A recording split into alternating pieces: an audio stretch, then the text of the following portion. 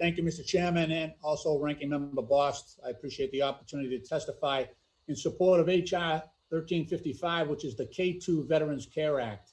I'd also like to commend Chairwoman Luria and Ranking Member Nels of the Subcommittee on Disability Assistance and all of the members of the committee for your commitment to improving the lives of America's nearly 20 million veterans. Earlier this Congress, and I think you said it best, Mr. Chairman, you said that the burden of proof shouldn't be on our veterans, and there's no reason that they and their survivors should have to fight the VA for the care and benefits they've earned. And that sums it up. That's the situation we're in. As the chairman of the Subcommittee on National Security, I certainly agree with your statement.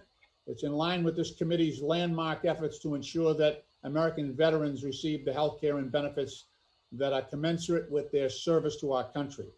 I introduced K2, the K2 Veterans Care Act with my colleague, Representative Mark Green of Tennessee, who served at K2 and also has publicly acknowledged he's also suffering health effects of his service there.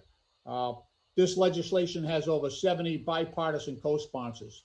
As most of the members understand, especially on the Veterans Committee, between 2001 and 2005, there were more than 15,000 American service members that deployed to Kashi-Kanabad, or K2, which is a former Soviet air base in southern Uzbekistan, to provide operational and strategic support to the U.S. mission in Afghanistan right after September 11th. So these were some of the first people on the ground. As evidenced by declassified documents released by my subcommittee, these dedicated servicemen and women were exposed to multiple toxic chemicals and radiological hazards during their deployments, including dangerous petrochemicals, volatile organic compounds, and depleted uranium, and also burn pit smoke, which has also been the subject of this morning's hearing. In the years following their service, more than 400 K2 veterans have self-reported multiple forms of cancers and debilitating illnesses, also very rare cancers, brain cancers. Many of these veterans have been diagnosed later in life.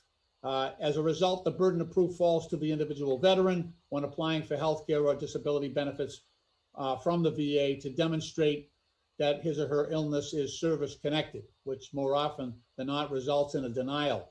The K2 Veterans Act would remedy this wrong. The bill would establish a presumption of service-connected disability and require the VA to provide hospital care, medical services, and nursing home care for K2 veterans for diseases or illnesses associated with exposure to jet fuel, volatile organic compounds, burn pit toxins, and other toxic substances, all of which were known to have been present at K2. The legislation is narrowly tailored to those veterans who deployed to K2 and has been endorsed by various veterans service organizations, including the Stronghold Freedom Foundation, which has done great work on this, the VFW, the DAV, and the Wounded Warrior Project. I want to thank you again, Mr. Chairman, and to the members of the Veterans Affairs Committee for allowing me this opportunity to testify in support of H.R. 1355. I'm happy to answer questions that members may have, and I yield back the balance of my time. Thank you.